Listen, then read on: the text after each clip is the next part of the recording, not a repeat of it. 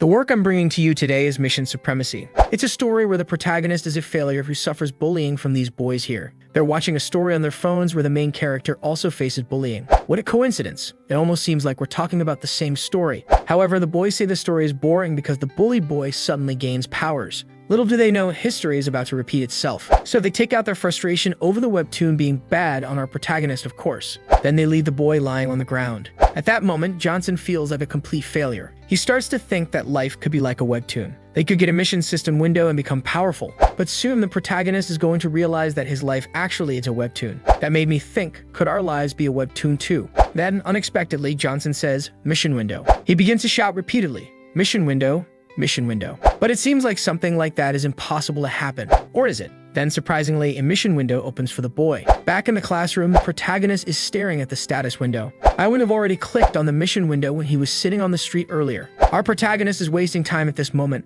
and when he finally decides to press yes, his finger slips through the mission window and lands on the belly of this girl. And what a beautiful girl. Afterward, our protagonist is incredibly embarrassed by the incident. Then the girl immediately tells him that this is harassment. Kim tries to explain himself but gets slapped across the face. Unexpectedly, the girl then tells him to go buy her some food. And that's exactly it. At this point, the girl starts mentioning her 20,000 followers. When he asks her for money to buy her food, the girl insults him and says he should pay and consider them even. For him touching the girl's belly. So the protagonist quickly goes off, sadly, to buy her food. On his way, he gets punched by the chubby guy. Then the chubby guy pretends to be concerned about him. It's almost pitiful for Johnson. He even gathers a bit of courage to say that someday he'll beat them up. But all it takes is for the chubby guy to make this face like he's about to beat the protagonist, and he apologizes right away. His mom is a very calm person. The boy even says he'll drop out of school and become a YouTuber. Then even his sister starts mocking him for wanting to be a YouTuber. So Johnson gets upset and slams his bedroom door. But in a way, we can understand a bit of the boy's pain. While lying down, he remembers the mission window.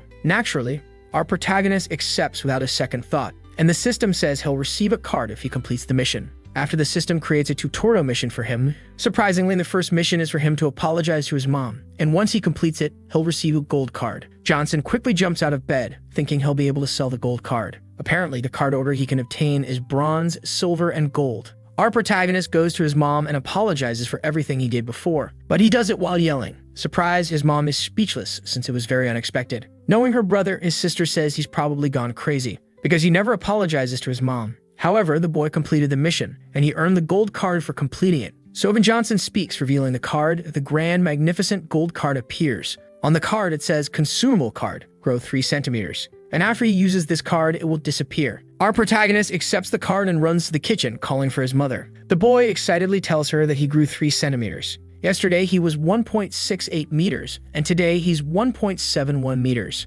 This card was a tutorial, and the system even shows how many cards he has at the moment, which is 0, because he just consumed the only one he had. Then, unexpectedly, his mother also apologizes to him, and she tells him to sit down to eat. Afterward, the boy finds it strange because his relationship at home wasn't very good. Not to mention everything was upside down. At school, he would apologize, and at home, he was arrogant with his mother. It seems that thanks to the system, things are going to change. The next day back at school, Johnson appears very happy. Apparently, even the girls noticed the boy grew taller. Our protagonist is brimming with joy over having grown just 3 centimeters. Then the system starts creating an unusual mission in front of him. He's informed that after completing it, he'll receive a gold card and a silver card. But while he's distracted reading the mission, he bumps into someone. Unexpectedly, the girl he bumps into is the same one who was extorting him earlier, Bak Charon. Kiss Bak Charon. At that moment, our boy knew he was in serious trouble. Bak then glares at him and asks if he wants a beating for looking at her like that. Our protagonist is going to have a really hard time completing this mission. The girl even thinks that beating him up might make him happy. So Johnson, understanding the consequences, decides to abandon the mission. However, giving up could bring worse consequences than just getting beaten by a girl. Then the system informs him that if he gives up, he'll lose all previously earned rewards, and the mission window will never appear again. And as Johnson begins to think he'll go back to being a garden gnome at 1.68 meters tall, he concludes that he can't give up. But there's one more thing: the boy must complete this mission by the end of the class. All jokes aside, look at this girl, she's way out of our protagonist's league. So he starts freaking out, saying kiss, kiss out loud in the classroom, until he hears someone say it to him. The protagonist asks if it's for real. At that moment, our boy gets all excited. But it was just his weird friend mocking him. Actually, Johnson calls this guy Yakuza. Besides, he apparently took a beating from the boys too. So the protagonist asks why he doesn't fight back against his bullies since he looks strong. But then the guy changes the subject, asking about the kiss again. This guy looks like someone who'll be beaten up along with Johnson, nothing more. And about the kiss, the protagonist asks his friend what he would do to get a kiss from a girl. Then Yakuza responds, saying he'd be honest with her. But that would never work in Johnson's case. So Yakuza suggests that he pay for the kiss. The protagonist gets excited, but I think that would be worse than being honest. So he scraps that plan. For him to kiss someone, he'd have to be alone with this girl somewhere, and thinking it over. That would be during physical education, using the famous trick to sleep in the classroom. But this time, the girl wakes up and realizes Johnson is in the room. Then Baker asks if he was staring at her, and he's already starting to get nervous. But she was only teasing him. Taking advantage of the situation, she asks him to grab her a juice. To her surprise, the protagonist had already picked it up before she even asked. Our protagonist is 100% prepared to receive the famous dimensional lick. Bak thinks he's a good servant while he's considering asking her out. Kim runs and grabs the juice from her hand and gives the famous dimensional slurp on the juice. The girl is extremely shocked. Our protagonist slams the juice on the table with newfound courage and asks if she has ever kissed anyone before. And he does it all with a stance like the cockroaches from the Men in Black movie. Straighten your spine, my man. Then the girl completely cuts his vibe, if you know what I mean, asking if he wants to end up in jail. But the real problem was the boys watching and filming. Unfortunately, I think our protagonist is in deep trouble. The poor girl is even embarrassed. Johnson starts asking the guy to delete the footage. Then he gets angry and yells. As a result, he gets punched. Next, the bully prepares to humiliate him further. As he raises his arm to hit him again, guess who grabs the bully's arm? None other than Bak Charon herself. Unexpectedly, the bully obeys. Sarcastically, he leaves with his group saying he didn't film anything. This seems like evidence to be used in the future. Stay alert, girl. Before leaving, the girl even advises our protagonist. To the boy's surprise, she tells him to go home and rest instead of just getting beaten up. She's not as mean as I thought, but that's only in the future. Because right now, the protagonist is at home crying like a child. The guy regrets even trying. No cart, no kiss, no glasses. It's not easy for this protagonist.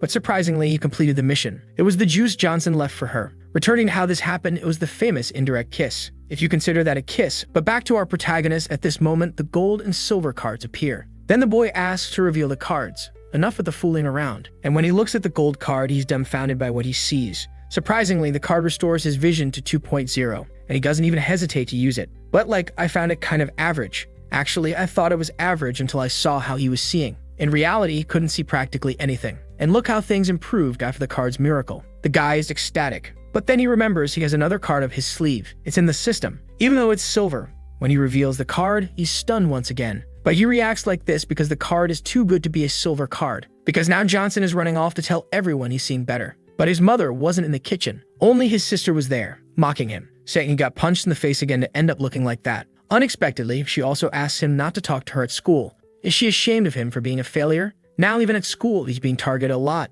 Just because he grew taller and can see doesn't mean he's immune to punches in the stomach. The bully tells him he has the nerve to come back to school after all that. Then the big guy keeps hitting Johnson. I thought this only happened in hidden places, but it's happening in the classroom. And surprisingly, no one helps the boy. This is probably the school of failures. The protagonist needs to complete the mission quickly to be able to defend himself from the bully. And Johnson's friend, Yakuza, only tells him not to eat, to avoid vomiting after getting beaten, because the bully will probably be waiting for him after the cafeteria. And there they are. The bully has forced the protagonist to kneel and apologize, but the boy wasn't actually doing that. He was making up excuses. Unfortunately, the bully noticed. The bully realized that Johnson isn't apologizing sincerely this time, so he slaps the protagonist again and throws the cigarette aside, ordering Johnson to pick it up and smoke it. The bully is literally forcing the boy to smoke his cigarette. With no way to defend himself, the protagonist was going to pick up the cigarette to use it, when his sister arrives and asks what they're doing. While the boy was defenseless on the ground, the bully immediately asks the protagonist who the girl is. Then he answers that it's his sister,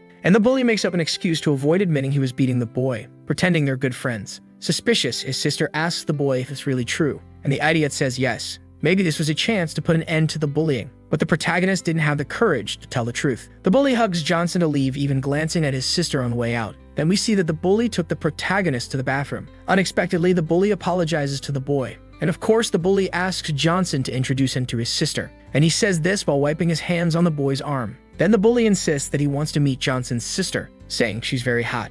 But it's Yakuza who interrupts, having been in the next stall taking care of business. However, Yakuza immediately gets punched in the nose. The bully says he should stop scaring others with that ugly face. Yakuza is 18, but he looks like he's 40. Out of nowhere, the protagonist calls the bully a failure. The bully asks what he said, and he repeats it. Could it be today, folks? The bully goes towards Johnson to punch him. But surprisingly, the boy lands a clean punch on the bully. What happened here? Do you remember the silver card? Well, that card was an attack card. It's a punch that boxers use. Even though it's only level F's 0 out of 100, it's still an attack card. He used a punch. The bully is completely confused. Then the system seizes the opportunity to create another mission. Defeat Choi Chang-dong in the fight. He'll earn a gold and bronze card this time. So Johnson asks Choi if he thinks his sister is hot, and he declares that the bully will swallow those words. And based on what's been shown so far, the gold card seems to change his body directly. The silver one grants him skills. After taking the first punch to the nose, the bully says he finds it interesting. Even the protagonist is confused by Choi's reaction. Then Choi says that Johnson must have learned that on YouTube and wants to fight. Before the guy finishes talking, the protagonist unexpectedly lands another punch on his nose. Then Choi starts going into shock, wondering where Johnson learned that. Next, the bully charges at Johnson, furious. But the protagonist stays focused and lands several punches on Choi, leaving the guy unable to move. And guess what? The protagonist not only beat Choi, but even sat on him. That sounds kind of wrong, actually. But mission given is mission accomplished, folks. Yakuza keeps asking if Johnson finished Choi off. And suddenly, Yakuza grabs his friend's hand and says they should get out of there. Then the two of them head to a small house, because Choi's friends will probably come after him. Since bullies never go alone, they're always in those little groups. So if protagonist imagines he'll be beaten up during the break, I don't think he's wrong to think that way. While Johnson is explaining himself about boxing, he receives a notification. The system notifies him that at that moment, his boxing skills have increased to 97 out of 100. And Yakuza asks why he's talking to himself, asking if he's gone crazy or is just feeling lonely. And when the protagonist checks, he realizes the cards aren't revealing themselves. So he wonders if he'll have to wait a bit. Suddenly, the girls arrive and both boys are startled. Then Beck says she was looking for him, and Johnson mentions he got into a fight unintentionally. He says this thinking she'd report him, but actually Bake wanted to ask him to leave early. But the two end up getting caught on the way. Then Choi looks at Johnson, wondering if it was really him who attacked him. Then the bully's friends start mocking them, calling them losers. The cruiser tries to argue and Choi quickly punches him. And the guy holding the protagonist gets annoyed with these boys for staring at him. Could the school of losers be trying to rise from the depths? And the protagonist is nervous, thinking that guy could show up at any moment. Guva Jun, the student who, when he first arrived at school, beat everyone up. And speaking of the man, look who showed up. There's your proof. The guy is happily telling him that the bully is knocked out in the bathroom. Before even finishing his story, he looks into Hajun's face. Then he starts thinking about life. How good it was to have lived so long. Then Hajun asks who Choi Chang-dong is, and unexpectedly, he confesses. Obviously, Hajun also asks Johnson if Chang-dong hit him. So the protagonist says yes. Then Hajun tells Johnson to lift his head and asks if he really fought with Chang-dong. The protagonist answers yes. Then Hajun asks why Johnson fought with Choi, and Johnson responds that the bully spoke badly about his family. Hajun finds it interesting and asks if he's actually good, and he asks Johnson to show him right then and there, because people told him that the protagonist was good at boxing. So the guys start getting excited. Meanwhile, Yakuza is sad because everyone thinks Hajun and Johnson are about to fight. Then the protagonist says he knows nothing about boxing. The guy asks if he'll show him or if he'd prefer to get beaten up right there. Well, folks, the protagonist has no choice. Which option would you pick in his place? Would you fight back or would you take the beating without fighting? I don't know. And at that moment, the protagonist looks at his cards and realizes he might be able to use them. But Johnson is under a lot of pressure while Hajun stares him down. But this time, the protagonist has his cards up his sleeve, if you know what I mean. The card on the left will restore all his fatigue and can only be used once per day. As for the bronze card, it raises his voice. If he raises his voice during a fight, it's likely the guy will get mad and beat him up. And that's exactly what the protagonist is thinking at the moment. While Hajun keeps insisting that Johnson show his boxing skills, poor Yakuza has already lost hope. And since there's no other choice, the protagonist takes a swing at Hajun, and surprisingly, the guy dodges effortlessly. Then Gu makes a face as if he's playing around on the playground. Our protagonist starts to panic, because let's be honest, Hajun was incredibly fast. Next, Johnson makes several more attempts to hit Hajun, but he can't land a single blow. Then, to Johnson's surprise, Hajun decides to show off his agility by hitting him with a punch. Ken wakes up completely disoriented after a while, because that single punch Hajun threw knocked him out like a baby. And when Johnson looks ahead, Gu is there staring at him. The protagonist immediately gets ready for a beating, mixed with the Chave's feint. However, unexpectedly, Hajun tells Johnson to follow them because they're going for a smoke. Kim is surprised and doesn't understand anything. Our protagonist was sleeping on the ground, so it's really hard to grasp what's going on. Now outside, Johnson is in the middle of the delinquents. Then the guy points his cigarette at him and tells him to smoke it. Then the protagonist ends up saying he doesn't smoke, but inside his mind he's going through a conspiracy theory, thinking that they only took him to that place because they couldn't beat him up inside. Then Hajun just asks his name, which is Johnson, obviously, and apologizes for earlier, saying he retaliated and hit him instinctively because the protagonist seems to have talent. Everything Guha says leaves Johnson impressed. Back at Johnson's place, he comments that the missions so far have just been tutorials, and they're giving him gold, silver, and bronze cards. So Johnson wonders, are there stronger missions and stronger cards too? Imagine the abilities superior cards could offer over gold. It must be really overpowered. The next day at school, Johnson and his Yakuza friend are scared, thinking the guys might come after them. And suddenly, someone calls out to Johnson. Unexpectedly, the chubby guy shows up, saying he looked for him everywhere, and the protagonist quickly gets up, ready to fight Choi. But Choi just tells Johnson to go to where Hajun is. Well, folks, seeing the school leader doesn't sound like a good idea, but if he runs now, he might as well never come back to school. So Johnson gathers courage and goes there. And there's Hajun, along with the whole crew, as always smoking a cigarette, which causes cancer. The guy immediately tells Johnson to sit while the girls are whispering, until someone calls for him. To our boy's surprise, is the possible future girlfriend of our protagonist worried about him again. And someone asks the protagonist to sing a song since they're at karaoke. So Johnson decides to use that high-pitched card and starts singing. And everyone begins to be impressed by the boy's talent. Even Hajun is impressed.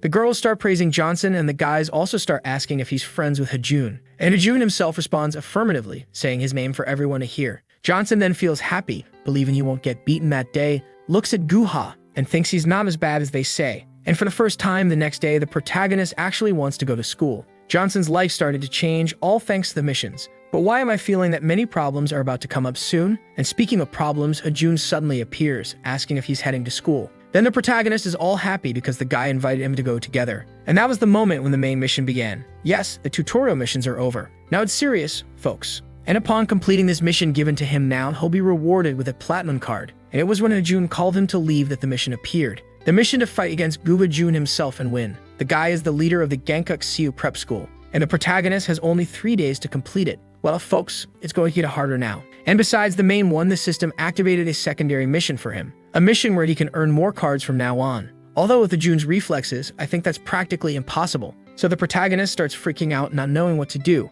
Meanwhile, the guy notices and asks if Johnson wants to tell him something. The result is the protagonist in shock, not knowing whether to eat or ponder life. Even his friend seems a bit worn out. Obviously, it's because Hajun is also at the table. So Yakuza asks Johnson why that guy was there, and it's obvious it's because the protagonist is his friend. And the worst part is that Hajun is being really polite, saying he'll leave first.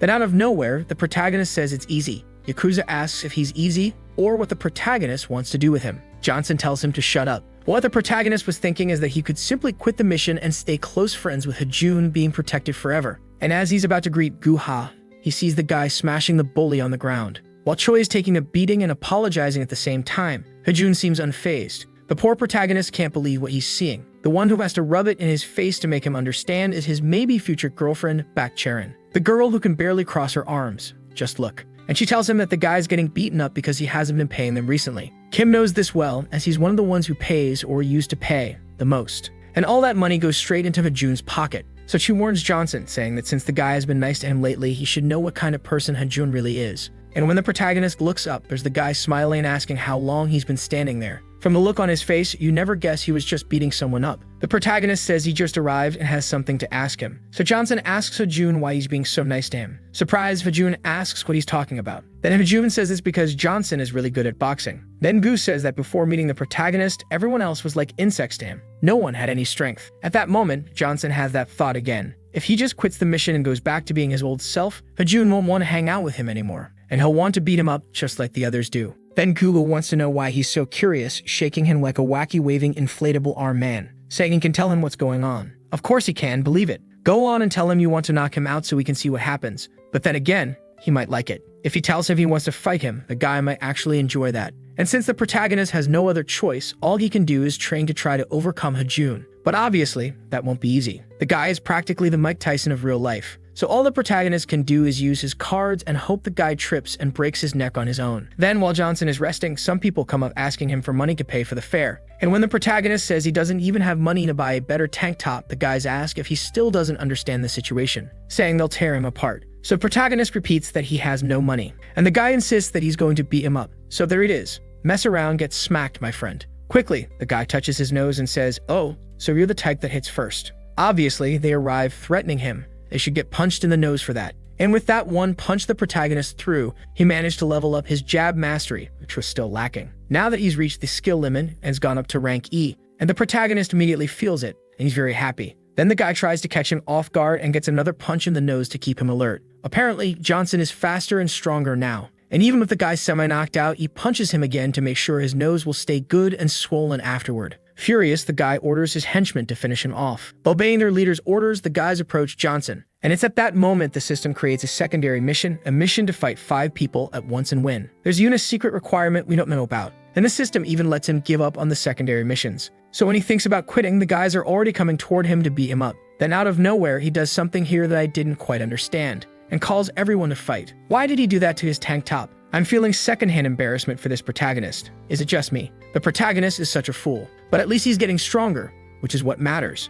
And as we can tell, he only earns points for this card by beating up guys, not training alone. Kim even used the high-pitch card to say he wasn't afraid of them, even while crying. Now that's courage. The guys watch him with psychopathic expressions, asking if he trains boxing, and suddenly they charge at him. The protagonist, wearing his feminine-style X-shaped tank top, punches one of the guys without hesitation. The man falls to the ground, eyes wide open. I don't even know where I am right now. The protagonist even wonders if he finished the guy off, but it seems he just knocked him out. Well, at least now there are only 4 left. After several attempts by the others to revive the guy, the protagonist finally understands that a punch to the chin leads to a knockout. Now he's learned. One of them yells to capture the protagonist, while the others start getting ready. And here they come. Then the protagonist also charges forward, of course. Obviously, he wouldn't just stand still. If they surround him, it's almost certain to be his end. But it seems they finally reach Johnson. However, our protagonist seems out of energy. They're the ones who smoke, but he's the one out of breath. They keep saying he's tired, that he doesn't stand a chance. But the protagonist suddenly pulls out the famous Dragon Ball bean.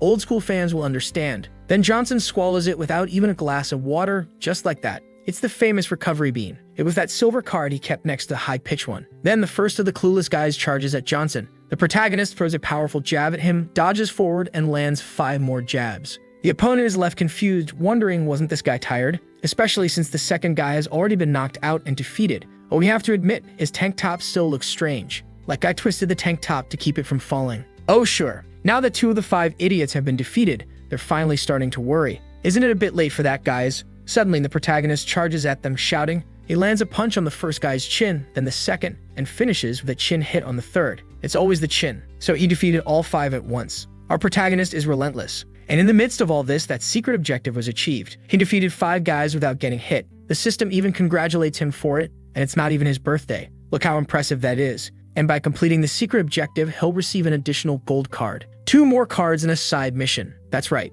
Just the fact that the system appears for him already makes him lucky, my friend. And there he goes with his X-shaped tank top, requesting the card reveal. As always, his expression makes us extremely curious. The protagonist always makes these expressions that confuse us. The next day at school, there's little time left to finish his mission to defeat Hajun. So Johnson is pensive. Actually, he's completely nervous. Right now, he has 4 cards. High pitch, recovery bean, and 2 more we still don't know about. But is that enough to face the monster? Now, he has no choice. If he fails, he'll go back to being the loser who got beaten up by everyone. Suddenly, Yakuza asks if he wants to kiss him. This Yakuza is crazy. He said that because the protagonist was staring at him. Kim even laughs at this moment, because Yakuza is his true friend, the one who's been by his side all this time. So Johnson thanks Yakuza for helping him up to this point, and Yakuza is left completely confused, not understanding a thing. But then the school boss arrives. Hajun shows up inviting the protagonist to go to the cafeteria with that expression on his face. The protagonist immediately stands up because he's no fool. Suddenly, 2 students show up, and one of them is holding an ice cream.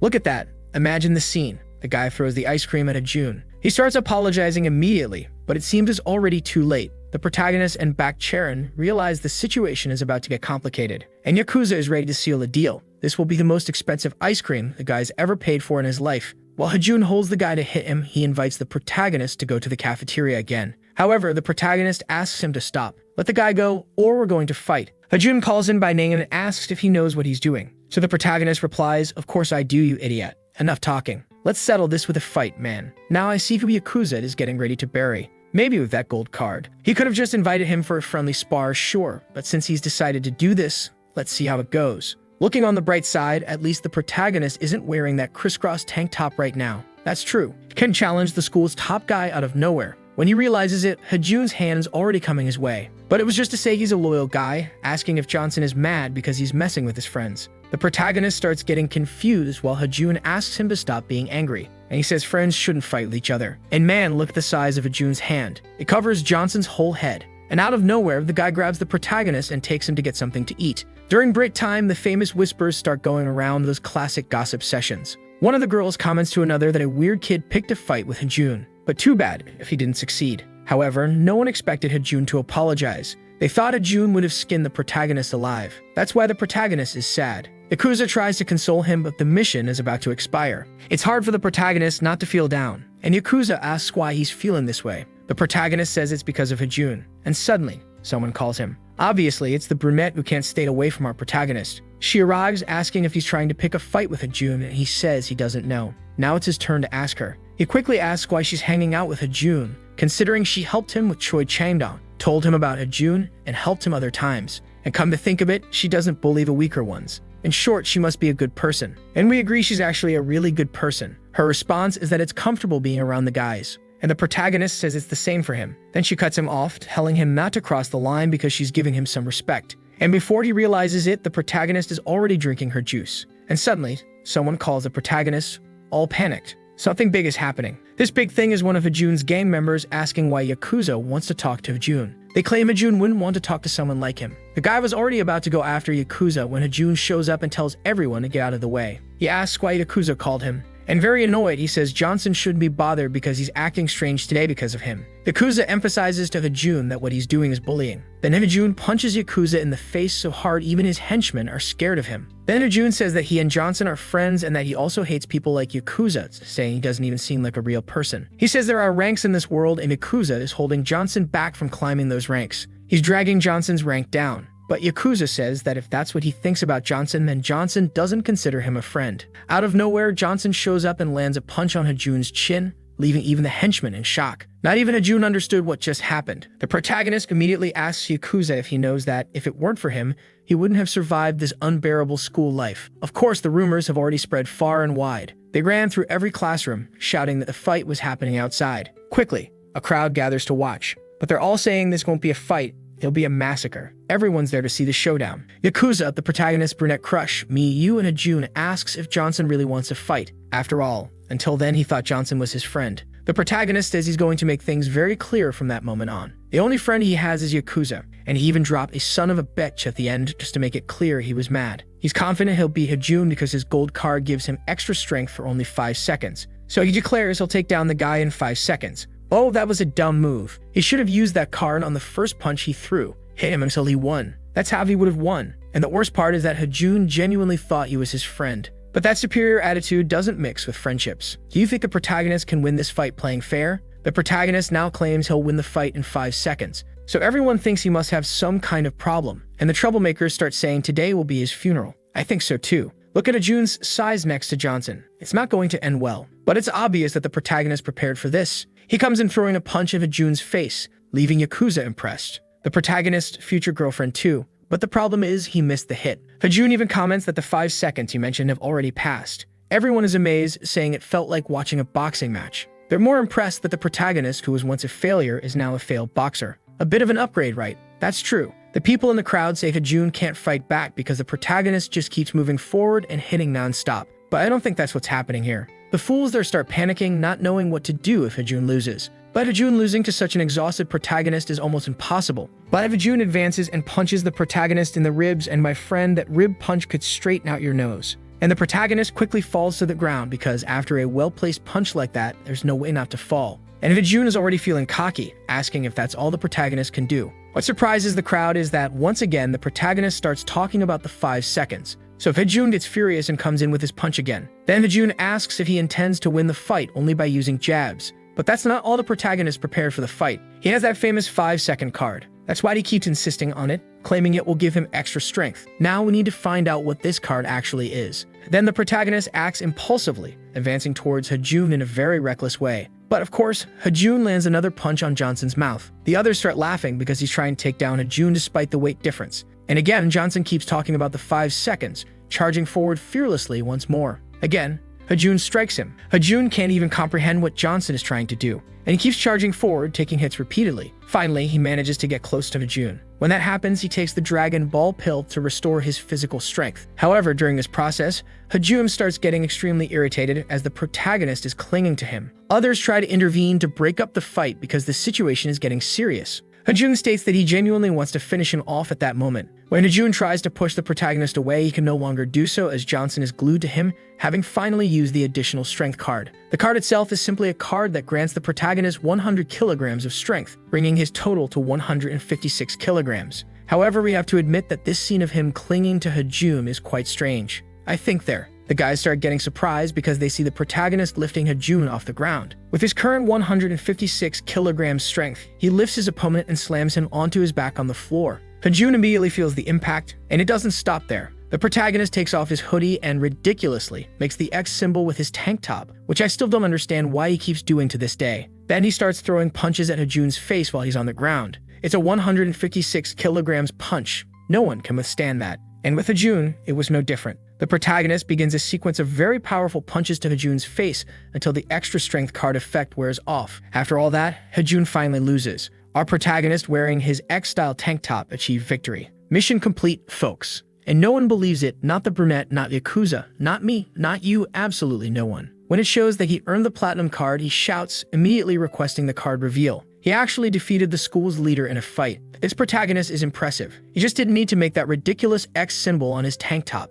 Now we just need to find out what power this platinum card will have since the gold ones were already unique. After that fall, Hajun must still be in the hospital. They say that after the humiliation he faced in front of the entire school, they wouldn't want to go back either. After all, he lost to none other than the school's biggest loser. It's true. And someone shouts for them to stay quiet because the new leader is passing by. Then you realize who the leader is, and it's the loser protagonist strutting stiffly down the hallway. So everyone seems to be scared of him. Kim walks straight to the bathroom to examine the platinum card he earned with much effort by defeating Hajun. He immediately asks to reveal the card because there's no styling here. Just kidding. And even the atmosphere starts to change. The card he got is a spying card. He can literally spy on someone. Are you thinking what I'm thinking, folks? So the protagonist wonders what this is. He feels a bit disappointed that it's not an attack card. But what exactly is spying? Suddenly, someone asks what he's mumbling about in the bathroom. And it's none other than Yakuza asking if he's ready for everyone to be talking and whispering about him at school. The protagonist is in shock with everything happening at that moment. Even some girls are commenting that he's kind of cute. But one of them quickly interrupts, saying it's just a trick. In the end, he's worthless. However, somehow, everyone is talking about him. Now everyone talks about him very well. And people are talking so much that they started saying that Johnson here beat up Hajun's father. How absurd. Could you imagine Johnson beating up the guy's father? And the rumors about Yakuza are that he's the son of a Yakuza member and 48 years old. How absurd. I might believe the 48-year-old part, but as for the Yakuza bit, that's hard to believe. And according to the students, they fought for 3 days and nights to take over the school's leadership, but now the guy is walking upside down until he headbutts someone out of nowhere. And that person seems huge. This guy wants to know if he knows any Johnson who beat up Hajun. The protagonist, scared, immediately says it's him, Johnson. And suddenly, everyone bows wildly. I say wildly because it's surreal. Our protagonist, as always, is in shock, not understanding what's happening. But obviously, it's because he's now the new leader of Gambuk-Siu High School. And the protagonist, still a loser at heart, starts saying that he's not the leader, that they shouldn't be bowing to him, and that they should leave. So the guys are disappointed because they want to be led by the protagonist, and they walk away disappointed. The protagonist asks Yakuza what's going on. Yakuza explains that he was Hajun's subordinate and now seems to want to be his. But why would people want to follow him? Once again, Yakuza responds that it's probably because they want the schools to unite. If you look at the map, they're separated now. And Hajun, the former leader, didn't want to unify them. So in a way, they want to use the protagonist, the failure, to bring it all together. Of course, the protagonist doesn't want to get involved until a new mission appears for him. The mission to rule the Gangbuk schools. And it seems there are 3 stages to this mission. The first is to recruit a first-year student from his school. Wow, the system has its eyes on him. We'll still find out what the reward is, right? And as always, to complicate the protagonist's life, he can't quit. If he does, he'll suffer. So he already starts feeling the pressure, as if he loses the talents he's gained, he'll go back to being a failure. More of a failure than he already is. Because even with talent, he's still a failure. Imagine without it, you get me? And he quickly starts calling the others idiots, saying he was only testing them. They weren't supposed to leave. The older one even gets emotional. I think this guy has some obsession with the protagonist. And the protagonist, with the most annoyed expression ever, declares that he's taking over the school leadership from that moment. The guys get all excited, but of course, a tear rolls down the protagonist's face because he knows he's in deep trouble. And back in the classroom, the protagonist feels a chill in his stomach. He knows he can't panic because it's exactly in these moments that missions backfire on him. And by the way, check out his big platinum card. He needs to test it on someone today. However, the concept of spying is very vague. It's hard to tell exactly what that means. Suddenly, his future brunette shows up, asking what he's doing and if he really is the new school leader. And the protagonist tries to explain himself until she gets all serious, asking why he's looking at her like that. She starts questioning if he's crazy, and out of nowhere, he says, spying. She's like, what kind of crap is this dude? But obviously, he's using his ability. He's spying on Bak Charon, which makes her feel all embarrassed. But here's the thing, is he's spying the way I think you think we're all thinking. Yeah, the protagonist a bit of a sneak, but it seems it wasn't the kind of spying we were imagining. When he uses the spying ability, what he sees are the person's abilities. He kind of visualizes her stats, you know? And the girl is standing there saying she feels unwell, asking what he did. Poor thing. I say poor thing because she's got an E in strength, a D in speed, but she does have some intelligence. As the saying goes, it's not all roses. It's true. Then the protagonist stops to think and realizes he should use this ability on himself too. And he notices his own strength is trash. His speed is even worse. He's got a bit of endurance, but he's smart and has a lot of potential. And that's what matters. The rest we get with cards. And out of nowhere, the girl stands up and slaps Johnson, walking off, telling him to go, well, you know where. But in the end, he realizes that this new power of his is impressive. Imagine being able to check people's stats before getting into a fight. If he sees the guy is strong, he just runs off. But the problem isn't him, it's the stupid bullies they're dealing with. Because these guys keep picking fights with everyone, bossing people around. People are now afraid to go near the protagonist, fearing they'll get hit. And in the bullies' minds, everything is wonderful. They're saying they're happy with the new leader. Sure they are. And the protagonist starts whispering for them to say what they need to say and get out of there. Then the guy remembers he has to hand over the monthly payment. The protagonist starts questioning the blood on the envelope. The guy says it's from the first-year students. The guys were beaten to get the money. But if the protagonist doesn't want it, someone else will. Check out Yakuza pocketing the money. Yakuza's record is just getting longer. The guy's a loan shark now, punched the principal, and is the son of a Yakuza. What else can we add to his resume? And as the protagonist keeps refusing the money, the guy starts thinking he's turning it down because it's too little. I have a feeling the first-year students are going to get beaten up even more because of this. But the protagonist just wants them to leave. And out of nowhere, the protagonist decides to use the spying ability on that bully over there. And guess what? The guy's actually smart. I didn't see that coming. He also has average resistance, strength, and speed. But the potential? He'll be living under a bridge. The guy even blushes a bit, but I think this time it's because of the abilities the protagonist used on him. The girl reacted the same way, or maybe he's just crazy. The protagonist was already leaving when the guy mentioned an initiation ceremony. And guess what? Again, the main mission has been updated. That's right. Now he has to do the initiation ceremony. Wow, man. And there's no choice. He'll have to do this ceremony. On one side, the guys, and on the other side, more guys, obviously. And there's our protagonist. And everyone is bowing to him. Of course, alongside him is the co-partner of the school's grand leader, the guy who even intimidated the principal, Yakuza. The protagonist simply stands up and says he won't participate in that nonsense anymore. And Yakuza is sitting there acting all high and mighty. The bully is trying to explain how they'll take over all the schools. I'll summarize it because even the protagonist didn't want to pay attention. Basically, there are a bunch of psychos in the schools. In every school, the leaders are insanely strong. And the bully's idea is to unite Gangbuk, so they won't be swallowed by them. While the protagonist is asking if they can't just swallow each other up, Yakuza is there, asking the guys for water and making them fetch it for him. He sure knows how to take advantage of power. And no, the guys can't swallow each other up because they're currently watching this school. They heard about a guy who walks around with an X-shaped tank top who goes around punching everyone. No way he's being recognized for that ridiculous X-shaped tank top he wears. Even the protagonist gets annoyed at this. But the guys only know about it because the delinquent himself is spreading these rumors. The protagonist gets very annoyed and tells the guys to stop following him. And the guy's still there, asking if he'll be going to the Gangbuk meeting. The protagonist says he won't, that he has more important things to do. And already back at the protagonist's apartment, here's the important thing he had to do. Yes, he's selling K-pop. And while he's happy with that, he's thinking about the meeting. And out of nowhere, his sister arrives home, cursing him out like crazy. Because she said at school she's only known as the sister of the school's leader. The protagonist tells her to relax, that he's not going to that Gangbuk meeting. The girl doesn't even know what he's talking about, but says that if he goes, she'll tell their mom. But the protagonist is very happy that his life has finally returned to normal. But I don't think it'll be for long, protagonist, because little by little, we're seeing his future rivals. This guy who's beating someone up is the #1 of Gangbuk Dong Hai. His name is Han No Jatar. Yeah, that's about what I got from his name. And this guy here who's not beating anyone up, just casually bowling from Gangbuk Mam Hai is named Douglas, doesn't he? And on the beach, where the bully is thinking about the protagonist, wondering if what he said was another test for him, he gets a call. Yes, man. It's the protagonist saying he'll attend the Gangbuk meeting. The system forced him again. The protagonist has become a hostage to the system. Maybe it would have been better if he just stayed a loser. But look on the bright side. This time, the reward is juicy. A gold card and 10 bronze cards. He'll probably even learn ballet with these cards. And to me, the protagonist has been acting like Yakuza lately. The guy's clever. No doubt about it, he's using the protagonist's henchmen to fetch water and do other things for him. The protagonist needs to use the spying ability on him to see if he's got an A in intelligence, because this guy's a genius. And the one who's going to arrange the meeting for him is the crazy delinquent, the guy who's probably going to get the protagonist in trouble. And the one who's most screwed in this story is Johnson himself, but he has no choice. He'll have to go or go back to being the biggest loser. And then the delinquent gives a sly smile, saying he'll set everything up. The protagonist immediately realizes he's going to do something reckless. There's no denying it, but it's not like he has any other choice. And now in the classroom, the protagonist is there spying on the others. Yes, that's right, he's spying on everyone in his class. And according to him, it's fun to spy on people. But it's not fun for those being spied on. They feel embarrassed, like they're really being watched. And only now does the protagonist, the failure, realize this. However, he also discovers he can improve this spy card. It'll take a long time to level it up, but eventually, he'll get there. Out of nowhere, the protagonist glances at the brunette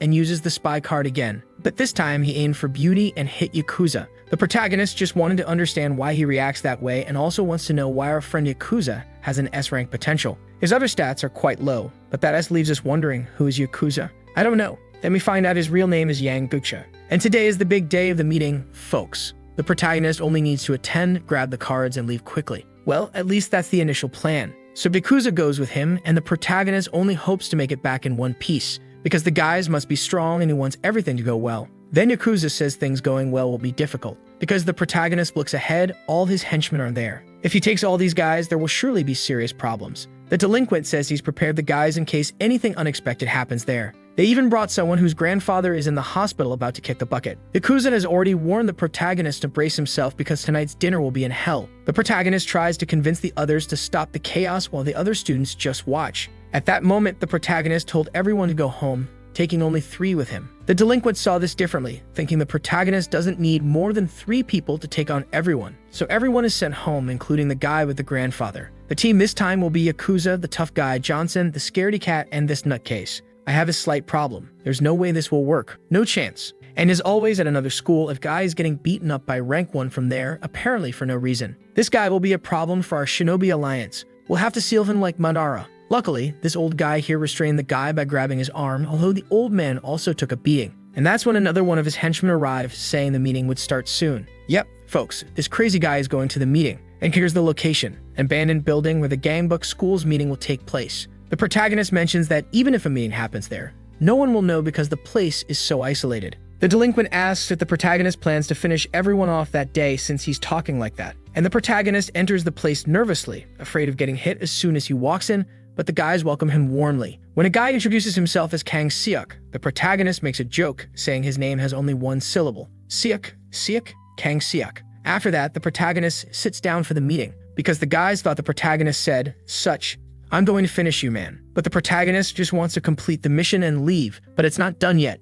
And speaking of which, look who just showed up. Now things are getting interesting. The guy already comes in talking nonsense. Douglas greets him calmly, and the others just lower their heads to avoid being noticed. When the protagonist realizes he's completed the mission and gained all the cards, he gets up to leave, but halfway through, the guy grabs him by the neck, asking where he thinks he's going since he only came there because of Johnson. Now things just got worse. He says that since the protagonist defeated Hajun, he now has to fight him too. But I'll tell you, without opening the new cards he earned, he doesn't stand a chance of winning against this guy. And besides, the cards he earned are also bronze. The Fujoshis watching this scene right now must be like, is this the part you wanted? Yes, that part exactly. I have to admit, this show is trash. But now I want to see the protagonist use that spying ability on this guy just to see if he's really that strong. However, if he uses it now, he'll have to run for at least 3 days and nights because he's laughing in the face of danger. But he hasn't gone completely crazy like the Joker to be laughing like that. It's just that if he acts any differently, the system will probably complicate his life again, forcing him to fight this guy just like it did with Hajun that time. And the K-pop band member is looking at him. So the protagonist stands frozen and still to avoid being bothered by the system again. But the guys see it totally differently. They say the protagonist not only provoked Lollipop Kang Seok, but also isn't backing down from Hand No Jitar. They even say the protagonist is studying the guy's movements, looking for his weak spot. All right, I can't take it anymore. But the guys are blinded by Johnson in the tank top. The rumors are only growing and they're getting bigger each time. Now they're saying Johnson in the tank top holds other people's families hostage. But the one who's going to take advantage of this situation is Douglas himself, who'll attack them while they're tired. And just look at the protagonist's face, like he's the one who's going to get tired in this fight. Are you kidding me? Then Hando Jader himself starts laughing because no one's ever provoked him like that before. And suddenly, another guy shows up saying they can't fight. Han no Jatar immediately grabs the guy's head, asking if he's lost his mind. He didn't even take his hand out of his pocket. This guy's tough too. Han no Jatar was about to take him down, but then the guy says they should be cautious about Douglas because if the two of them fight, Douglas will surely interfere at the worst possible moment. Then he asks Han no Jatar to calm down, saying this won't be the last time he'll see Johnson in the tank top. There will be other opportunities. His intelligence must be at least in S rank. And when Han no Jatar looks over at Douglas, he's there waving shamelessly. Then he looks at our brave protagonist and says he's not interested anymore. And that's it for the meeting today. Then Douglas says that if they see each other again, they should greet each other since they know each other now. But why do I feel like they'll greet each other with a flying kick? I don't know. And there's also the fact that one of the schools didn't even show up. But the protagonist is very happy because he managed to leave the meeting without any broken ribs. That's progress. But he doesn't want to leave the meeting empty-handed either. So he decides to use the spying ability on the guys. But what he sees is, because his spying rank is still too low, so the guys must be very strong if he can't see anything. So the next day, the protagonist is looking like a zombie. And when he looks forward, he sees all the bullies crying, saying they know everything. The protagonist is very humble. Then Johnson seems very confused by all of this. And you might already guess what happened here for them to be saying this. What they know about the protagonist is that he used the Tiger Dragon Fist to knock out Han no Jatar. In fact, the whole school had already heard that news. That's right, Johnson, your little nightmare is just beginning. And the rumors just keep growing. This time, they said the protagonist defeated his own master and stole his move. And since the protagonist is very sick, he heads straight to the infirmary. Johnson has a fever and is full of aches due to stress. And this is the protagonist before remembering he has cards to open. And this is the protagonist after remembering he has cards to open. He's miraculously cured now. And look at the huge number of cards he has. So he goes straight for the gold card because he doesn't want to waste time. And the protagonist is impressed because the card he pulls out is called the Master of Cards. He can now combine in separate cards using it. The protagonist is confused at first but quickly understands what it's about. Then he reveals all the bronze cards. And here they are, but unfortunately, none of them are particularly useful. So Johnson uses the combine ability on two of them. Successfully, he combines a silver card. Amazingly, he gets lucky right off the bat, obtaining a boxing cross punch. Now his arsenal of punches is getting interesting. Another skill for the protagonist. Johnson blushes a bit, realizing he has the biggest treasure in his hands now. All he needs is the luck to open it without finding anything rusty. And with the remaining cards, he decides to combine 4 more. And once again, he's lucky, pulling 2 silver cards from the 4 bronze ones he combined. The 2 cards are about sports, making 3-point shots and taking penalty kicks. So with the silver cards in hand, he briefly considers combining them, glances at the gold card, afraid of messing it up, and finally decides to combine the 2 silver cards. Amazingly, he gets another gold card. And when he checks it, the card is called Master. Please, its description reads, "How dare a servant answer back?" Does this mean the protagonist will start building a gang of bullies? The protagonist, as if he didn't care, suddenly smacks himself. Looks like this chapter is about masochism. And of course that slap he gave himself hurt like crazy. But why didn't it have any effect? Probably because he hit himself. Still, the main mission starts. This time, the mission is to recruit 4 members for his group. By doing so, they'll earn a gold card. But the protagonist is suspicious. There has to be a catch. It can't be this easy. "Hey, Yakuza, do you want to join my group?" "Sure." That easy? And yes, he already has one of the 4 members. And then you see who's coming down the hallway. Of course, the protagonist asks if he also wants to join the group. The guy even drops what he's holding because, in his mind, the protagonist is finally forming a group to unify Gangbuck. Meanwhile, Yakuza is just on his new phone, not even caring about the hallway. About the protagonist's question, if the guy wants to join his group. After kneeling and declaring he'll only call him boss from now on, the protagonist regrets inviting him and leaves with Yakuza. And Yakuza calls him boss, still mocking him. Right. Now it's getting complicated to think about who to invite to the group, as the missions will probably relate to these people. So he decides he'll use the spy ability more to find better qualified individuals. At that moment, as he's deep in thought, someone casts a shadow over him. And it's none other than the protagonist's brunette. Johnson stands up immediately. Not the Johnson you're thinking of, it's him. So protagonist asks what she's doing there. She's there because she lives nearby. She says she's leaving. The protagonist mentions he'll see her at school the next day. But have you noticed how she gets mad at him over anything? Suspicious, isn't it? That's when the protagonist remembers something and calls her back, saying he has a favor to ask. He approaches her and asks if she can slap him. Man, things just got wild. He says it's something he needs to verify physically, but obviously he wants to test his gold card. But the girl blushes and asks if he likes that sort of thing too.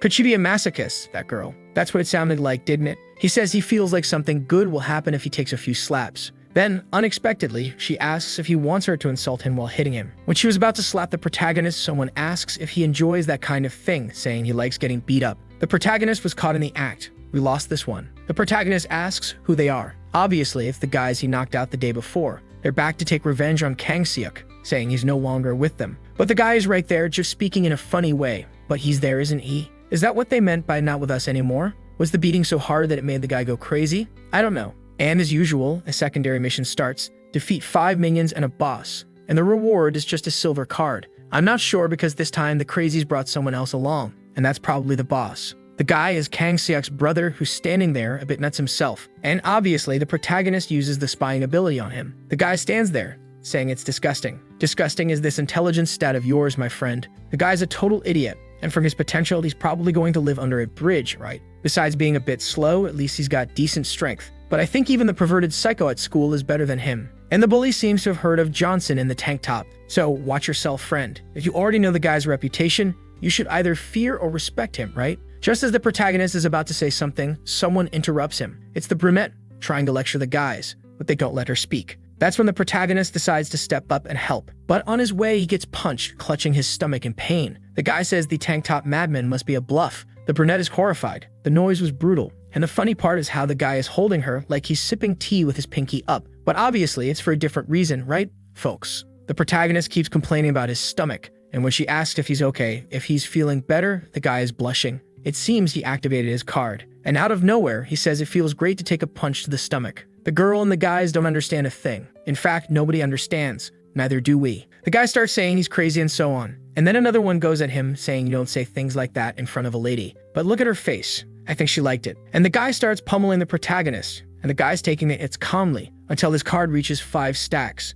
In other words, he's taken 5 hits. And the card says something good is going to happen now. The guy asks him what he thinks of his punches. And this good thing that's going to happen is that one of Johnson's attributes will be randomly boosted. You can only see the protagonist's hand coming because his strength just went from E to C. The protagonist winds up a punch from way back and lands it square on the guy's face. This new card of his is Paradise because every time he gets hit, he becomes stronger. The girl is in shock of the protagonist, and the guys are dumbfounded because I think the protagonist knocked out the guy with just 1 punch. The guy dropped all limp, and that's when the protagonist says he needs to confess something to the brunette. And the guy says he's happy when he gets hit.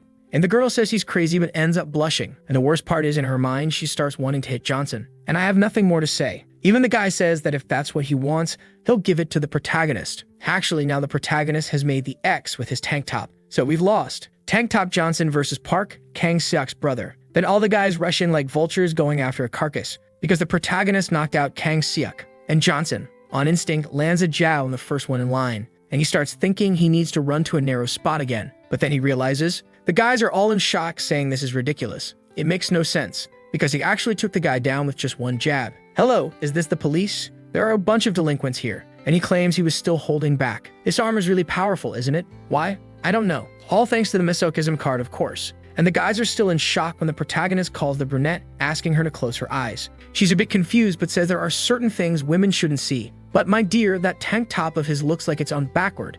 It's a real disaster. She just told him to shut up. All she needed to add was, and who said I'm a woman? Get it? Out of nowhere, someone starts clapping. It's the big guy saying things are getting interesting. Well, the guy just saw his brother get taken down with 1 punch and still thinks it's all cool. The protagonist mentions the guy's endurance is a C, while the other says he wants to see who's the strongest here. At that moment, the protagonist lands a cross punch on him. But then the situation changes because the guy doesn't even flinch. And why is that? It's actually because the protagonist's strength has dropped back down from a C to an E. This happened because he's gone too long without taking a beating. Yep, folks, it's time for him to get roughed up. The protagonist says he can take it. The guy quickly punches the protagonist in the mouth and then follows up with another one to set his brain straight. The blow is so strong to knock the protagonist down. And the guy keeps mocking our protagonist until Johnson asks for a timeout. He requests a timeout to check a card that isn't activating, of course. But the other guy responds that time waits for no one. He almost deserves a higher intelligence rating for that. When the girl sees this, she runs over to help, but the big guy tells her to wait her turn. Then he delivers another punch to the protagonist, even with him asking for a break. The guy even used the timeout sign. The brunette is in despair as always.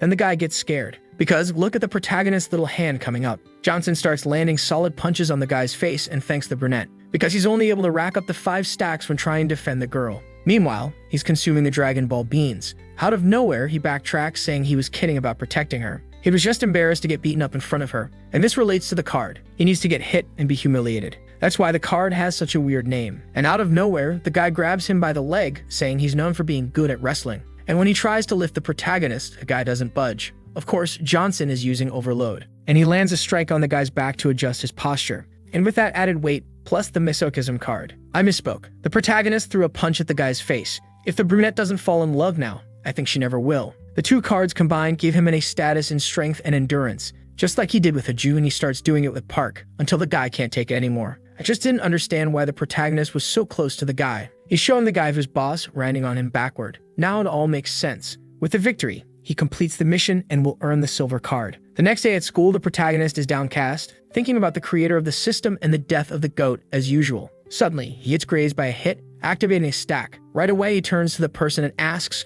"Can you hit the right side too?" "What?" But the one hitting him is back Charon, calling him useless for doing that and asking why there are rumors that they're dating now. The guy is speechless because he didn't do anything. And others say maybe the rumor that they have 3 kids is also a lie. Who could be spreading these rumors? Who could it be? I don't want to say more than that. It has to be the bully again. And that makes the girl mad. More blushing. But outside the school, there he is. You all must remember him. If not, you'll see him shortly. Because everyone is looking at the big guy who lost to the tank top Johnson. The guy making excuses, saying Johnson is a master of deadly moves and whatnot. And that now he's tarnished the name of West Gangbuck. He apologizes for it, but then he arrives. Han no Jatar. He arrives saying no one expected anything from the big guy, and that if he got beaten up now, he'd feel like he was part of the group. Then he asks if it was Johnson who spread those rumors. The guy confirms it was him. So since Johnson spread these lies, he's going to personally fetch the protagonist right now. And here we see his stats, but it's an essence speed. This guy must be really fast. Back at school, the protagonist is checking out the new silver card he earned. His card is called To the Moon. Han no Jotar said he'd look for the protagonist at school, but someone called him first, and it was Gordolfo, asking why use a sledgehammer to crack a simple nut. And yes, he asked to take care of the protagonist alone. Han no Jadar himself asks if he knows the guy managed to beat Ajun, and Gordolfo asks if he still doesn't trust in that, and what he's referring to is his body fat. But even Ajun liked the idea. He sends the others ahead. I'd say when Gordolfo comes back, it'll be in a coffin. And back at school, the protagonist is there playing with a card, thinking about how he's going to reach the moon. And the protagonist is still stuck on the mission to recruit 4 members. However, this won't be easy for him. Suddenly, the protagonist mentions that he needs to buy another slipper because the nail he put in his slipper came loose. And guess who showed up right when he bent down to pick up his slipper? The brunette of our protagonist. And yes, he is literally. I don't even need to explain much here. He starts trying to explain himself, but, as always, gets punched in the mouth. He says everything's been going wrong for him lately, but she just responds that she'll see him at the police station. But it wasn't all that bad, thinking about it now. Suddenly, the protagonist feels a chill down his spine, and the reason for it is right behind him, obviously. Yep, Hajun is back at school, folks. The protagonist, trying to make conversation, asks if Hajun had coffee this morning. And the guy interrupts him, saying they're not close enough to ask that. And that's when the system created another side mission, recruit Gu Hajun. The reward is just a silver card. But as they say, no risk, no reward. Hey, Gu Hajun,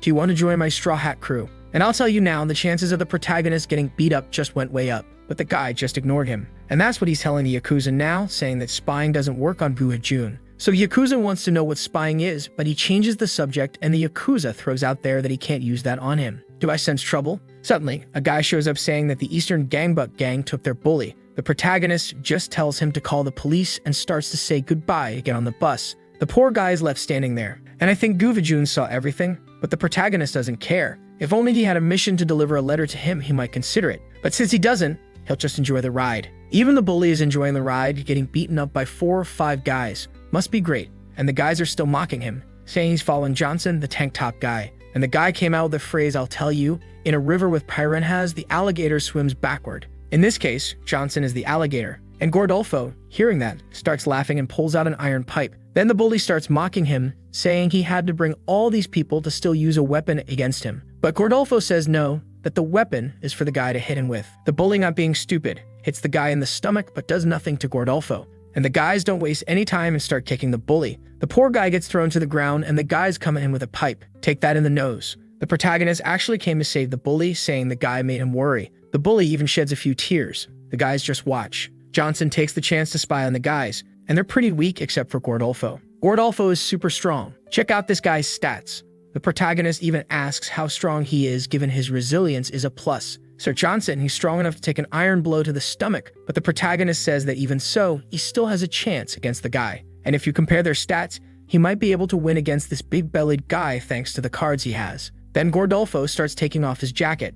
But I'm curious, for him to take that off alone, it wasn't a jacket. It was a curtain wrapped around the guy. Then he says he's going solo against Johnson, and the protagonist is slowly losing his cluelessness, It only took Gordolfo opening his mouth to talk nonsense for the protagonist to quickly throw several punches to his stomach. However, it was more than obvious that if an iron pipe didn't do anything, Johnson's Ranky punch wouldn't either. And let me tell you, if you rub that hand on a frying pan right now, you could easily fry an egg. The protagonist realizes that 2 punches didn't do much and quickly throws about 30 punches in a row, looking like Luffy. So the dude just stands there, taking punches. And when the protagonist realizes that if he doesn't aim for the head, it won't work out for him, Gordolfo throws a punch at him so strong it made my house shake. That's the truth. And the protagonist wasn't finished off by it. In fact, now he activated the weight limit card. Look at his face hugging Gordolfo. Meanwhile, Gordolfo doesn't seem to be too happy about it. And to top it all off, the card fails. Help me out here. Gordolfo grabs the protagonist and slams him to the ground. All because the genius forgot he used the card against the bully, and it hadn't been 24 hours yet, as it can only be used once a day. The gangsters start mocking the protagonist because he's lying on the ground like trash with the big guy sitting on him. Now it's clear why this guy looks like he's almost giving birth. Gordolfo is sitting on top of Johnson. I mean the other Johnson. So he's. And the guy says he'll leave the rest to the others. And to complete the night's awkward moment, the bully stays on top of the protagonist to protect him. Look at the protagonist's expression. He seems to be enjoying the situation. There's a slight hint of discomfort in the air. Then someone appears with a bat to do what a bat does, right? But just in time, our savior shows up. The boys can hardly believe it. Guojun himself has come to the party. He arrives asking Johnson if what he said at school was a joke. And of course it wasn't. With that answer, Ajun starts taking off his jacket because now he's part of Johnson's gang. And welcome to the silver card pocket. Mission complete. Send it our way already, my girl. But we're not going to use it yet. Stay calm because soon will be the time, folks, because now the fight has just begun. Gordolfo is calling Ajun to fight, but he's surprised when Ajun says he's not going to fight him. He states that the great tank top Johnson isn't yet adapted for this match, and Johnson only uses the seed of life to recover. And look at the protagonist's expression. It seems this time's going to work out. Gordolfo arrives with a punch to the protagonist's face, but this is all part of the plan. Folks, relax, everything's fine. Then he takes another and another, until finally 5 stacks. Now things are heating up. With strength from E to C, the punch the protagonist threw actually pushed Gordolfo back. And don't even say it didn't hurt holding those melons like that. When Gordolfo looks again, and even Hajun is surprised because the protagonist is way up far above the big guy. And that's thanks to the moon card he earned. It makes him jump higher. But Gordolfo is happy because he's already grabbed the protagonist midair before. But this time it's different, folks, because the protagonist is finally taking it seriously. The last card he earned by recruiting Hajun was a taekwondo spinning kick. Watch the impressive kick. It landed squarely on the big guy's nose. And best of all, look at the protagonist's triumphant expression. Yeah, big guy, it didn't work out for you. Someone should call a crane to get this guy off the ground because hands won't do it. But literally, no one believed it. And with his magnificent spinning kick performance, the protagonist earned his gold card. And he quickly orders the gold card reveal, folks. From the protagonist's expression, it seems like he's finally waking up to life. After Johnson asked to reveal the golden card with that psycho look, the mission gave him 2 cards, but he's only allowed to choose one. The other goes straight down the drain. Obviously, Johnson starts freaking out, not knowing which one to choose. Meanwhile, Gordolfo is on the ground, knocked out with his eyes open. I'm not sure if this dirtbag is finished off. When one of the lackeys looks up, there's Hajun telling him to grab Gordolfo and leave. Imagine having to carry Gordolfo in their arms. Someone's going to get back pain, no doubt. Back at his house, the protagonist says he's really tired. And out of nowhere, he hears a strange sound. He then finds his sister listening to and dancing to some K-pop. Johnson thinks, what the heck is this? And he goes straight to his room because she starts spouting a bunch of nonsense at him from the other side of the door, asking if he's doing drugs with the school bullies. Next, he goes straight to the cards. He has to choose between a card called Inside the Card, which will literally reveal what card he'll get for each mission from now on, and the Welcome card. This is by far the best Grandmaster card and seems eager to goad him. But apparently, it seems better than the other. At least it's the one that piques our curiosity more. He went to sleep and hibernated. I mean, after today's fight. Now the second last gangbuck, I think Gordolfo is about to have a heart attack, especially when he sees Han no Jetter coming. The guy already throws himself to the ground, saying he's ready to be beaten. And that's when the little Han appears. I think things have turned sour for Gordolfo now. At school, the protagonist is sucking up to Hajun. And I can't even tell in what way because Hajun himself is asking what he's doing there in the bathroom staring at his equipment. Just testing you, right, Hajun? You know how it is. Dude, are you gay? Then Hajun asks if he should go after them alone, but at first it doesn't seem like a good idea. And when Johnson asks if Han no Jetter is going after him, wanting to tease him, Hajun replies, pretty annoyed, that he should stay away from that guy. Han no Jetter is no fool. Hajun himself has never actually fought him. Just to give you an idea, he only sees him as a huge son of a mother. And speaking of the guy, he's still there to smack Gordolfo. The chubby guy was even prepared to lose a few teeth in one hit, but Han no-Jatar wants information about Johnson first. He says he won't beat Gordolfo up if he tells him everything Johnson did. And you see, that's why Hajun says he's very smart. And he's this smart because he's a master manipulator. Gordolfo gives a half-hearted answer and immediately takes a punch to the stomach. And yes, he left his face in bad shape with a single blow. This guy's a beast. If the protagonist had seen this, he'd just say we lost, you get it? It's because one more of his stats is now on display. He has an A+ in intelligence, folks. This guy must be exceptional, no doubt about it. I have no idea how the protagonist is going to beat this guy. And by the way, he's at school with the guards bowing to him. As always, he doesn't want a fuss. Meanwhile, the Yakuza is there, acting like the boss. By the way, the protagonist's nickname was updated after he defeated Gordolfo. Now he's called Tank Top Johnson, the extra character ear. While explaining things on the board, he starts deciding which card to choose. However, as he makes these moves with the card, others think he's just miming since they can't see the cards he's looking at. So it makes sense they're all paranoid. Out of the two cards, he decides to choose the welcome card, the one that will come to him. But suddenly, the guys get worried because the protagonist is frozen, like Chave's famous freeze frame. For the protagonist, everyone disappears. He starts running around looking for them, but doesn't find anyone until he gets outside the school, and what he sees is literally hallucinatory. Don't worry, you didn't get that wrong, it really is hallucinatory. The whole thing makes no sense. There's a giant card talking to him, the Grand Master card. It says it will clarify all his questions. The guy is in shock asking questions. Suddenly, Johnson hears the voice of another person in the card saying he's a lucky kid for already getting a welcome card. This makes the protagonist think there must be other people doing missions too, not just him. Then the Master card mentions he doesn't need to know that info at the moment and that even though he has lots of questions, it doesn't trust him enough to answer them yet. The card says that if he unites all of Gangbuk, it may trust him more. The protagonist starts complaining and the card gives him some hard truths, saying that his vision has improved, he's taller, and he's freed himself from bullying. And that was just from the gold cards. He's satisfied with just that. There are still diamond cards, master cards, and grand master cards. The guys were all worried, thinking he had been finished off, except for the Yakuza. The Yakuza wants them to set up matching uniforms to wear, but for the protagonist, that's enough. He just wants to go home today. But before leaving, he calls the bully over and says he's going to unite all of Gangbuk. In the bully's mind, that already gives him the authority to spread that news everywhere. I think I'll change his nickname to Gossip Guy now. What do you all think? When the protagonist leaves school, he sees a couple, and suddenly the girl starts hitting the guy. That's thanks to our protagonist's spying ability, and he uses this spying ability to even level up the card. Is there anyone better to test this card on than our brunette back Charon? But now he sees something different. The way the stats are displayed has changed, now also showing weight and height. He also sees her all blushing. I just hope he doesn't let her know he's aware of that, or things will go south for Johnson. And it's in this alley that our protagonist is analyzing his cards. So he's thinking about which cards to combine since he needs stronger ones now. Not that he knows Douglas or Han no Jatar. So he even says out loud that he has to avoid Han no Jatar as much as possible. And guess who was right in front of him, hearing everything he just said? The guy arrives with a kick that leaves him breathless right on the spot. He starts taking off his jacket, asking if he's not going to fight back, and the protagonist uses the recovery seed to run faster when the guy attacks. But this is the end of the line. Han no Jatar just wants to know how he defeated Gordolfo being so weak. Then the protagonist says, spy. The guy doesn't get it because it makes no sense. 1.81 meters tall, 68 kilograms, 3 A's and 2 S's, and one of them is an S+.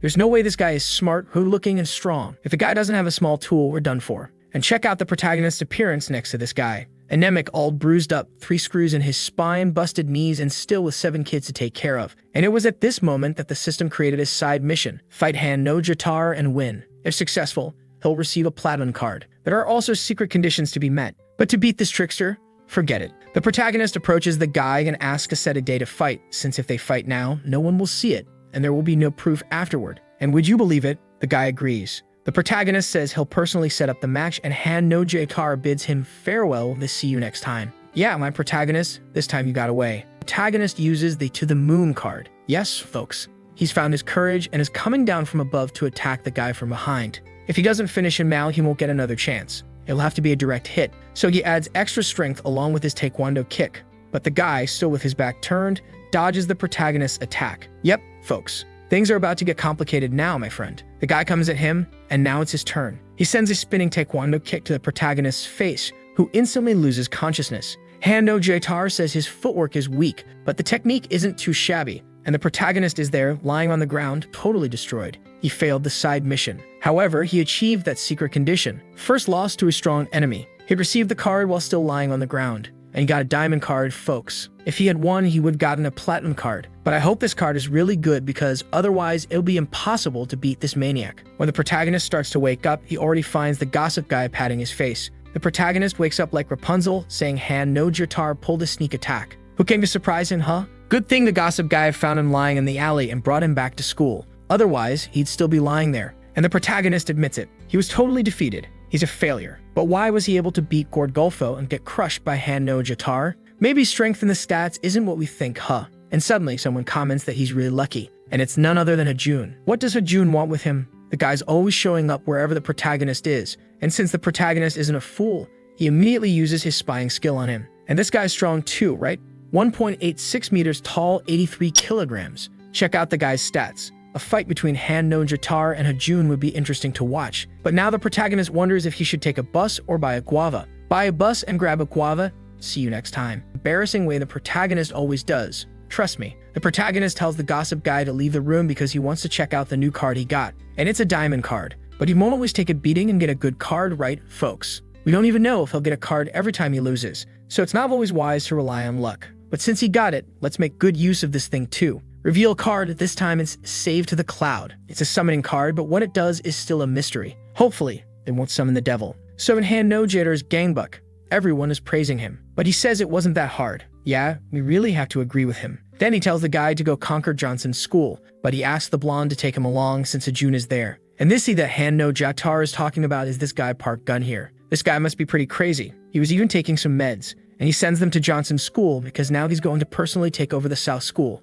Douglas's school. Finally, he plans to conquer the North School, which has a monster, folks. The guy must be huge. Back at the protagonist's house, his sister is begging him to stay in his room. But look at his expression as if he's really going to listen. The poor girl keeps begging, saying she'll do anything if he doesn't leave the room. Soki says he's going out in just his underwear now since she's asking so much. And once again, she's yelling at him from outside the door. But what matters now is the card, right, folks?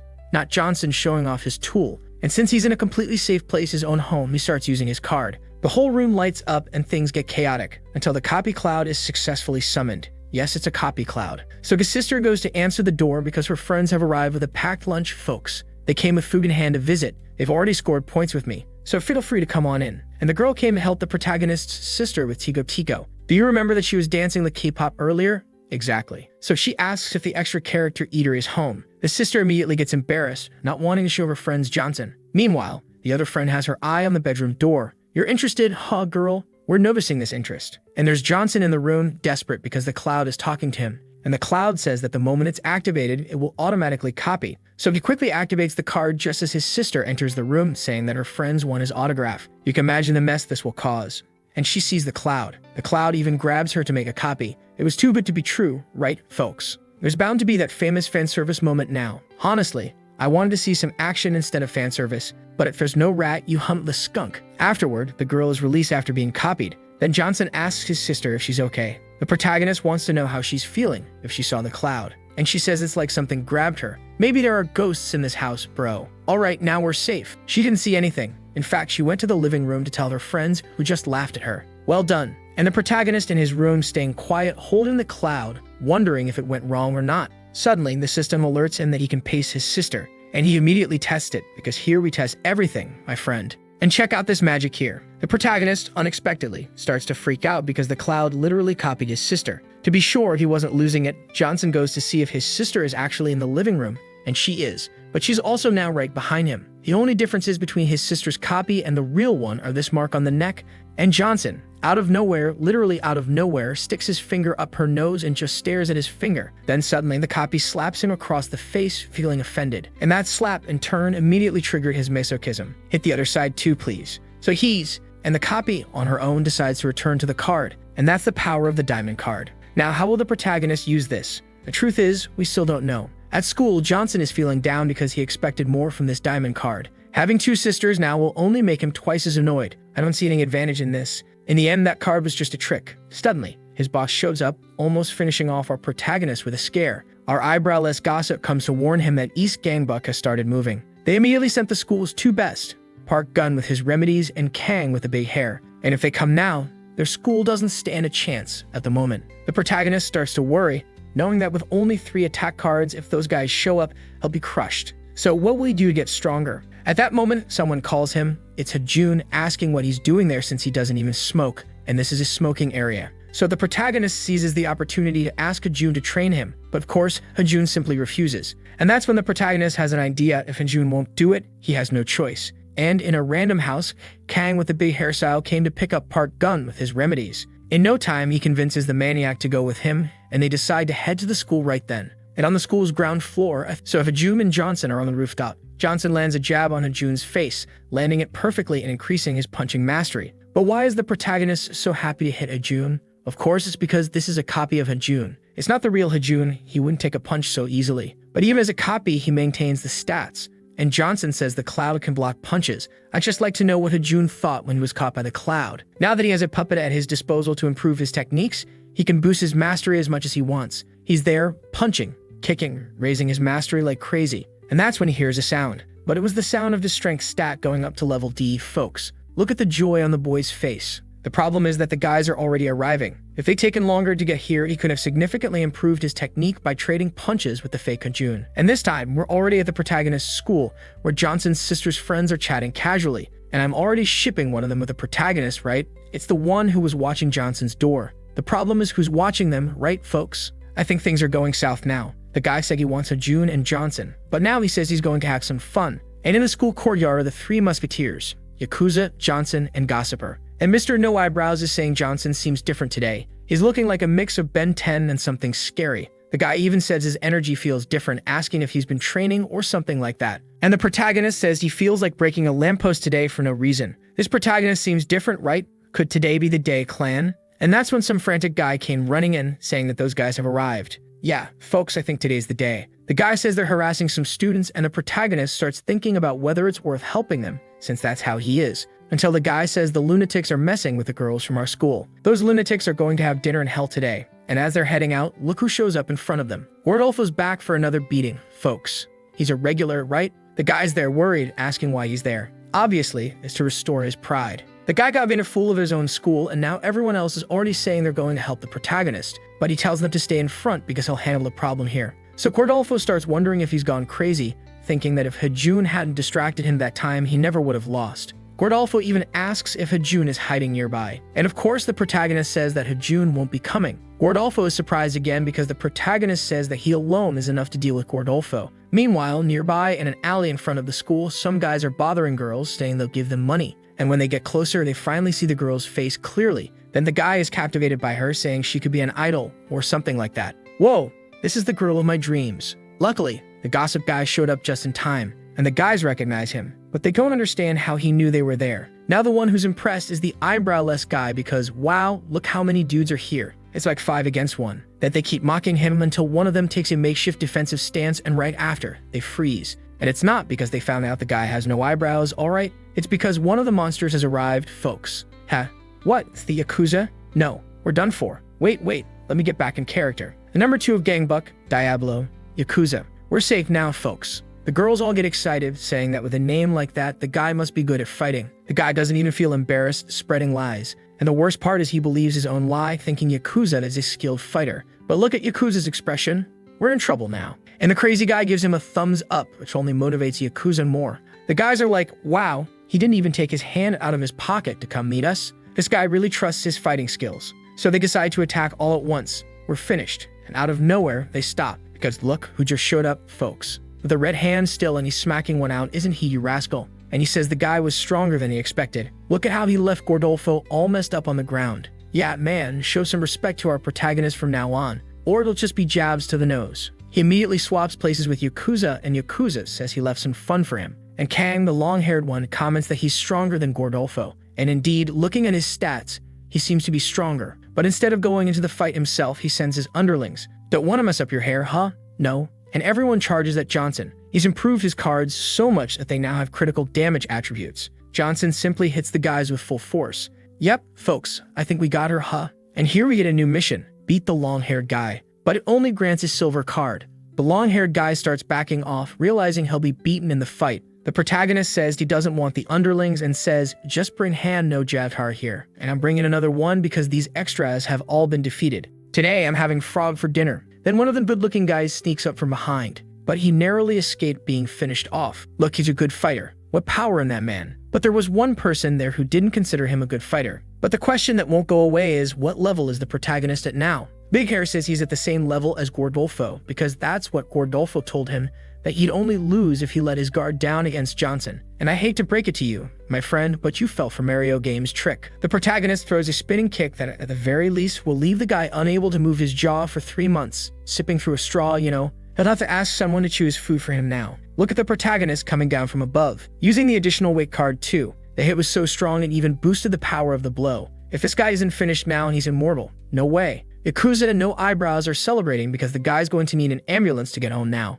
And the protagonist thinks this is the first time he's used his fists in front of some ladies. The girls, I don't even need to say, are already dragging the youngest one away against her will. He got lucky in this situation, and as they're walking away, someone calls out to him. And wouldn't you know, it's the girl asking for his number? We finally won everyone. But now comes that dreaded question. The masochistic brunette or this young one here? Which one are you rooting for? Comment with your thoughts. Now I'm curious. The girls are worried, asking if she doesn't know the rumors about him that he kidnaps girls, but she says she just wants to thank him properly. We've hit the jackpot, haven't we? And just when the protagonist was about to give her his number, a guy starts talking, saying they should laugh while they can't because soon they'll be screwed. I just want to know how this guy is still alive. He just got run over by the protagonist. And Yakuza, to scrape a bit of the fame, goes over and steps on him, asking what he's talking about. Then the guy says that number 5, John Park, will soon arrive and he'll take down Hajun. But I don't think it'll be that easy, right, folks? Hajun immediately tells him to leave because he wants to train now, and check out the guy's muscles. The guy says Han no Jotar sent him there to crush Hajun since Hajun lost to Johnson.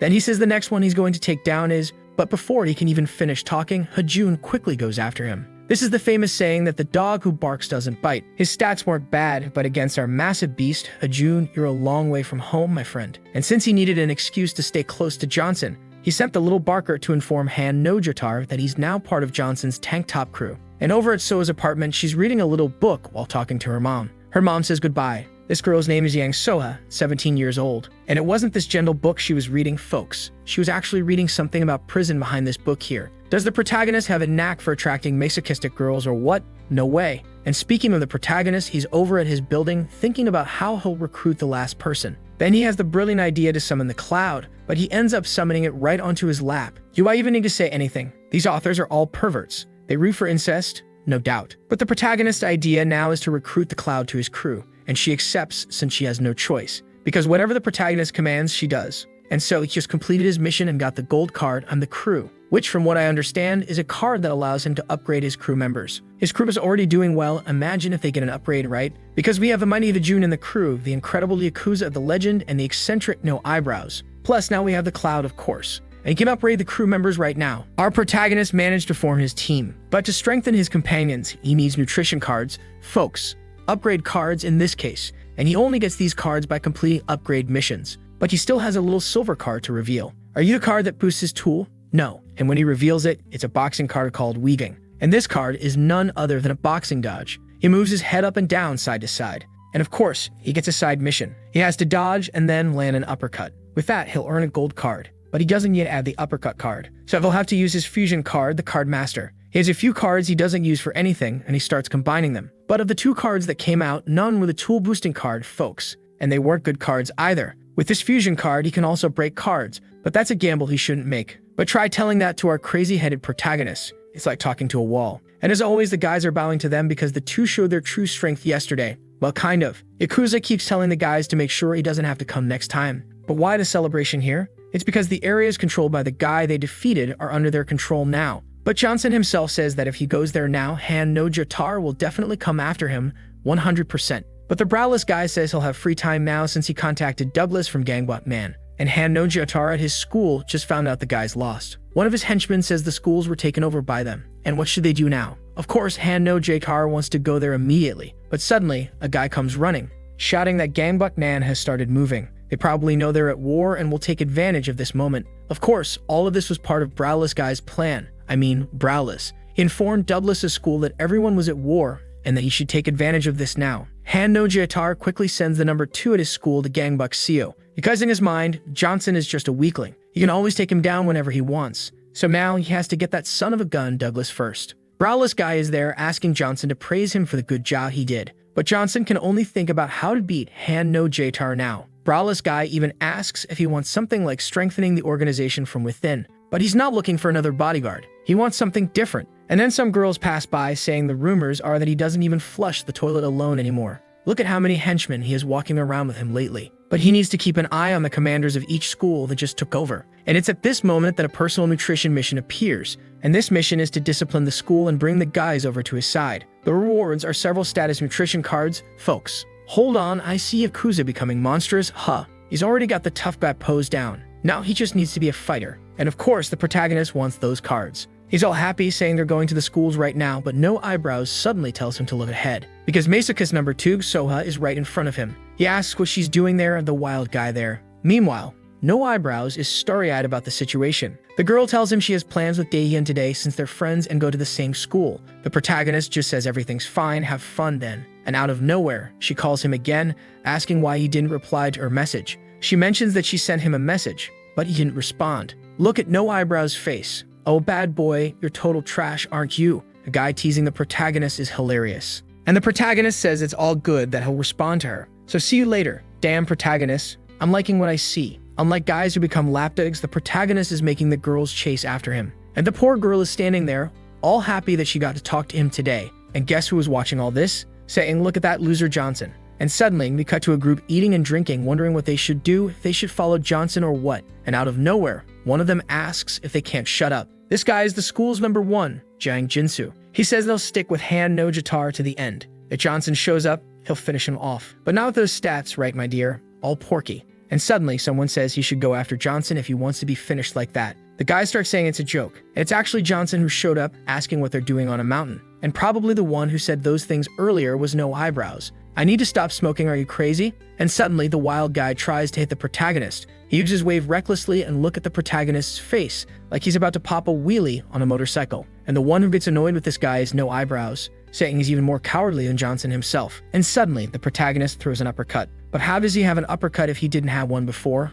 It's because he got one last night, right, folks? After making countless combinations, breaking almost all of his cards, even that high-ranking card he had went out the window. But now he's going to get a gold card as a reward. And it's punches to the left, punches to the right. This is thanks to his new boxing gold card, Dempsey Roll. This lets him strike while dodging, making it harder to be hit and causing way more damage with body rotation. Mike Tyson used this a lot, right, folks? And this leaves everyone, they're speechless.